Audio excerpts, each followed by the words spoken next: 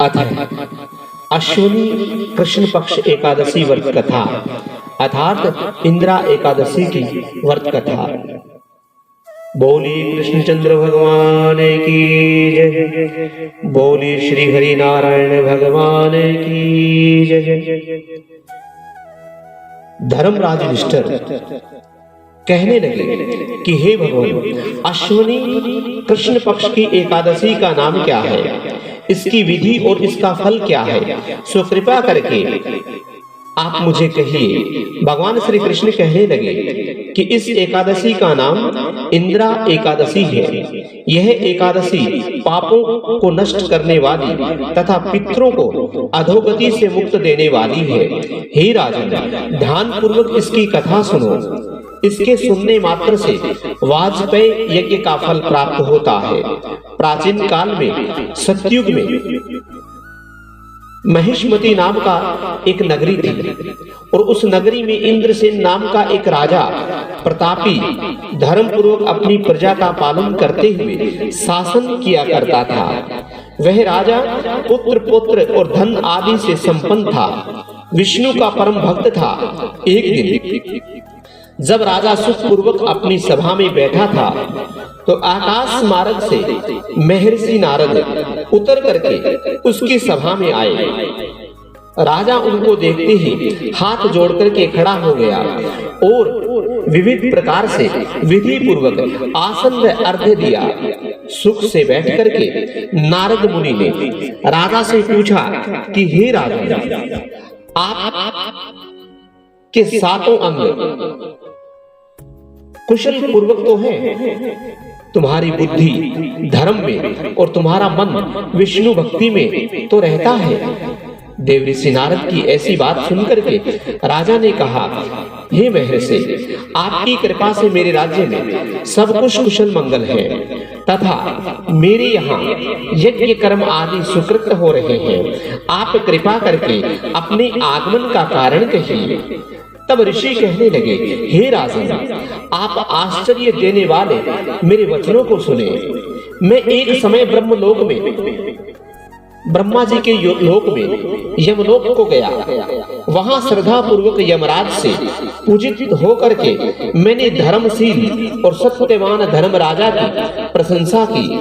उसी यमराज की सभा में महान ज्ञानी और धर्मात्मा तुम्हारे पिता को एकादशी का व्रत भंग होने के कारण देखा। उन्होंने संदेशा दिया है, सो मैं तुमसे कहता हूँ। उन्होंने कहा है कि पूर्व जन्म में मैं कोई विघ्न हो जाने के कारण मैं यमराज के निकट रह रहा हूँ। सो हे पुत्र, यदि तुम अश्विनी कृष्णा एकादशी का व्रत मेरे निमित्त करो तो मुझको स्वर्ग की प्राप्ति हो सकेगी। तब राजा कहने लगा, हे महर्षि, आप इस व्रत की विधि मुझे बताइए।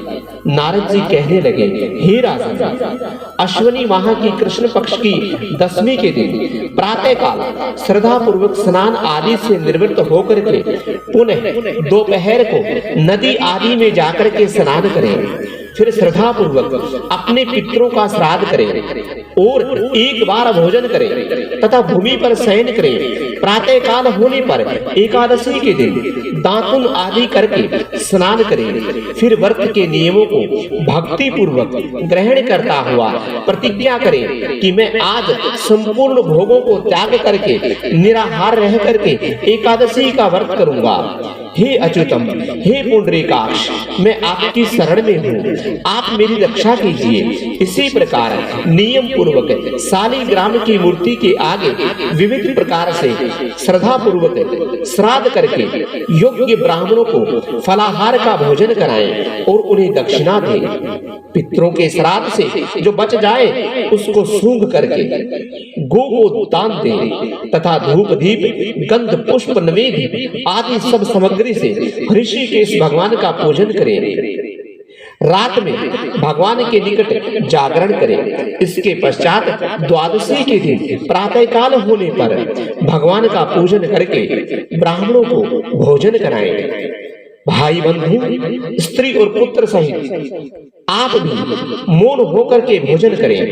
नारद जी कहने लगे, हे राजन, इस विधि से यदि तुम आलस्य रहित होकर के एकादशी के व्रत को करेंगे तो तुम्हारे पिता अवश्य ही स्वर्ग लोक को चले जाएंगे। इसी प्रकार उपदेश देकर के नारद जी तो वहीं पर अंतर्धान हो गए। नारद जी की कथा के अनुसार राजा अपने बंधुओं सहित दासों सहित व्रत करने से आकाश से पुष्पों की वर्षा हुई और उस राजा का पिता गरुड़ पर बैठ करके विष्णु लोक को चला गया। राजा इंद्रसेन भी एकादशी के व्रत के प्रभाव से निष्कंटक राज्य करके अनंत समय में अपने पुत्र को सिंहासन पर बैठा करके स्वर्ग लोक को प्राप्त किया। हे युधिष्ठिर, इस इंद्रा एकादशी के व्रत का महात्म्य मैंने तुमसे कहा। इसके कहने से, पढ़ने से और सुनने से मनुष्य सब पापों से छूट जाता है और सब प्रकार के भोगों को भोग करके अंत में वैकुंठ को प्राप्त कर लेता है। इसी प्रकार इस इंद्रा एकादशी की व्रत कथा का विश्राम हुआ।